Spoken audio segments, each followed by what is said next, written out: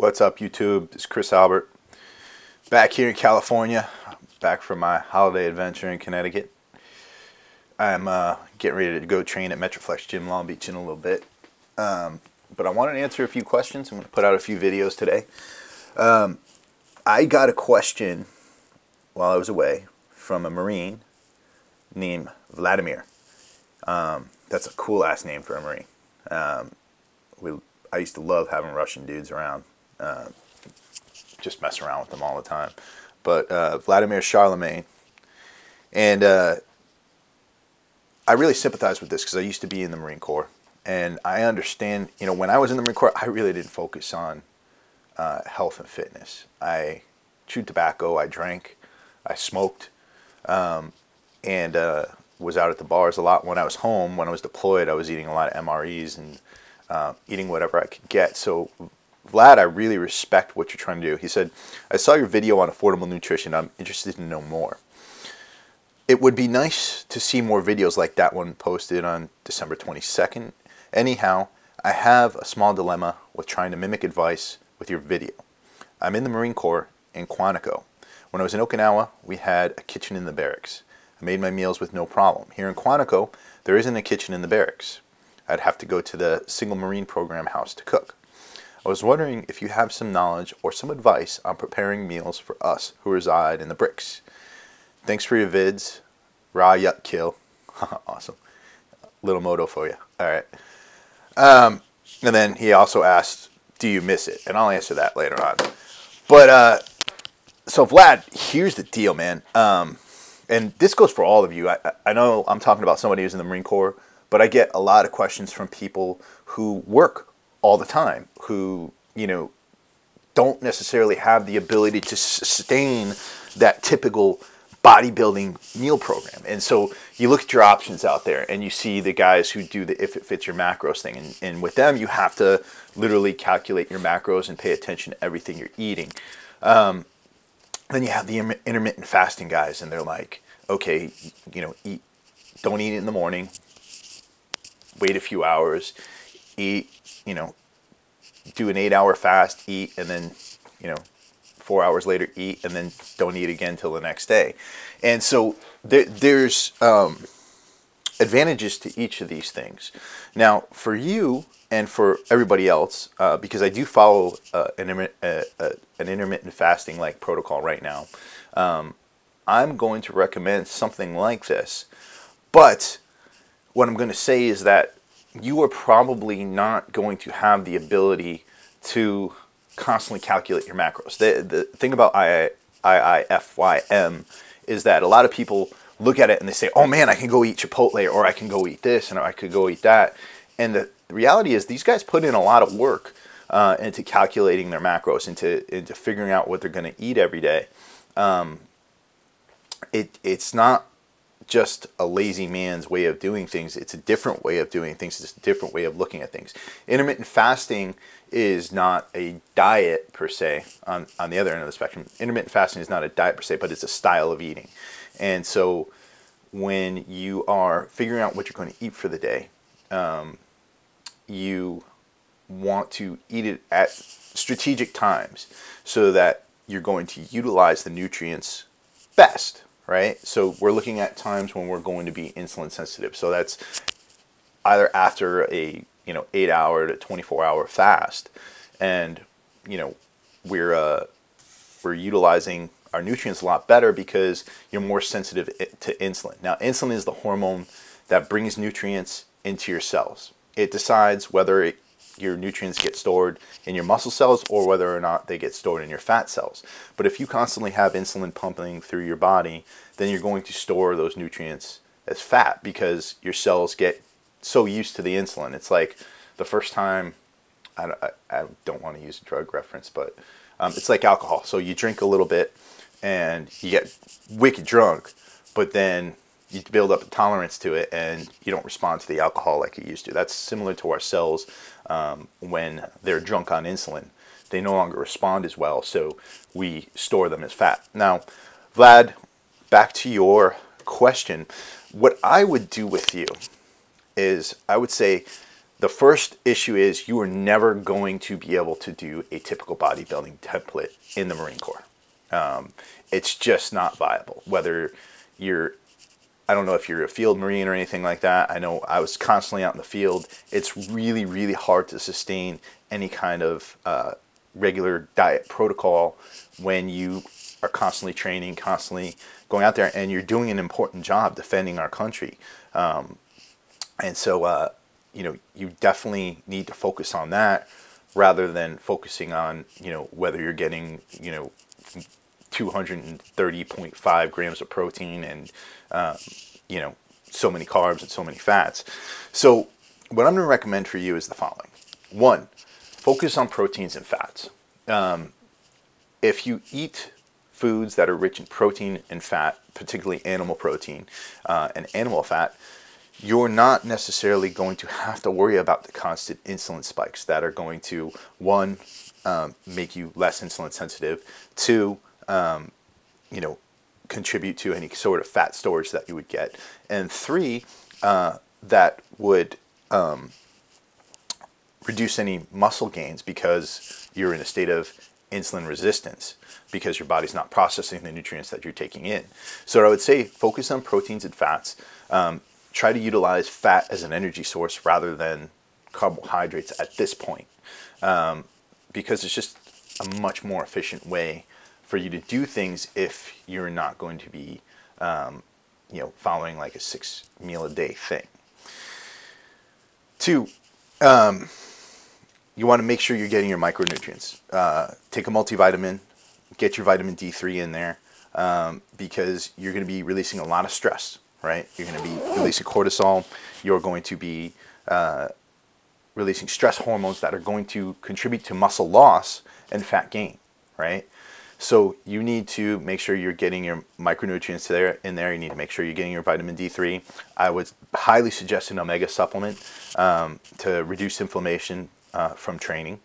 And again, this doesn't just go for guys in the Marine Corps. This goes for a lot of people because all of us experience stress. All of us experience some sort of crazy thing in our lives that are messing us up.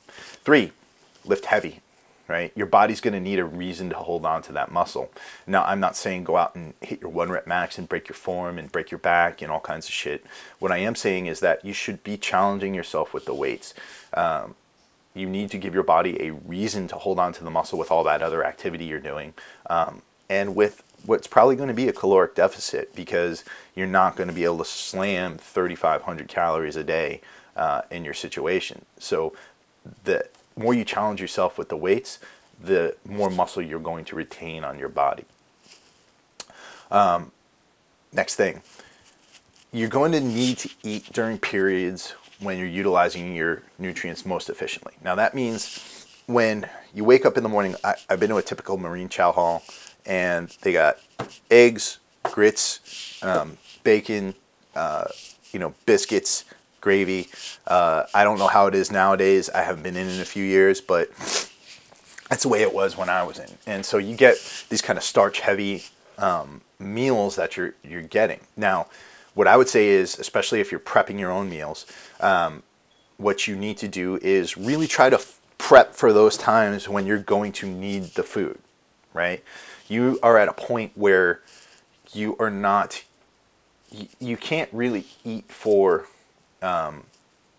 these crazy, you know, calories that people put out there, but you need to eat for sustainability. You need to eat for performance. And if you're lucky, you'll be able to eat to build some muscle. Now, what I would say here is that if you're eating at during periods when you're insulin sensitive, like in an intermittent fasting protocol, you're going to be utilizing your nutrients that much more effectively.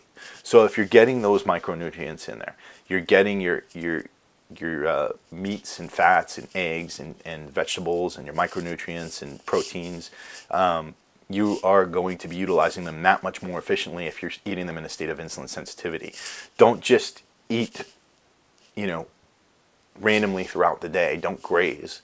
You can actually benefit by eating twice a day, by waiting till after you work out to eat, and utilizing those nutrients when you can. And that is the only time I would eat carbohydrates if I were you. With all of my clients right now, I'm limiting carbohydrate intake to 1 time a day. That brings the insulin spikes down to 1 single insulin spike per day, making them more insulin sensitive. And we're seeing some really great gains, not only in fat loss, but in muscle building. So now to the food prep side of things. So what I would say is you want to try and eat and focus on the whole foods: eggs, meats, vegetables, oils, and a little bit of fruit. If you're going to eat something like rice or sweet potatoes, save those for after you train, but they're very easy to prepare. If you have a rice maker, you can prep that in the barracks. There's very little smoke that comes off of a rice maker. You can keep rice for 2 or 3 days, and it'll still be good. If you're going to have sweet potatoes, you can store sweet potatoes in your barracks and you microwave them for about 8 minutes and you have a ready-made sweet potato. Last resort, you get baby food sweet potato, and it's just the same thing as the real thing. The next thing you could do is get a Foreman grill. Now, I wouldn't necessarily use these in the barracks, but if you need to carry one down to the single Marine program and cook down there, it only takes a few minutes to cook a steak on a Foreman. So by all means, try that. Get a microwave. Like I said, you can microwave your sweet potatoes. And then if you need to eat in the chow hall, I'd stay away from any carbohydrates there, because it's likely that they're mixed with other things. It's likely you're only going to be able to get biscuits and grits and things like that that aren't going to be really beneficial for you. So I would try and focus on meats and vegetables, and that goes again for all of you out there in the civilian world. If you need to go out for a restaurant, if you need to go out with your coworkers or something like that, or if you need to go out for lunch, focus on meats and vegetables. Stay away from those wraps. Get rid of the tortilla. Just have chicken salad or some beef and vegetables or something like that, and that way you don't have to worry about whether you're in a state of insulin sensitivity or not.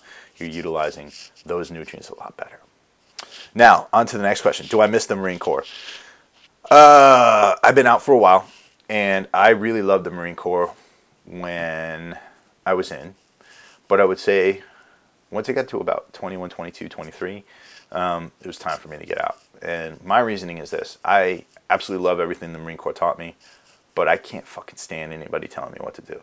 I'm like, to this day, like after I got out, I had some bosses, and they were like 25-year-old bosses who had just done their job their whole life. And I'd come back and I had done all these cool things, and I really, really had issues when I came back because I didn't want to deal with any of that. So,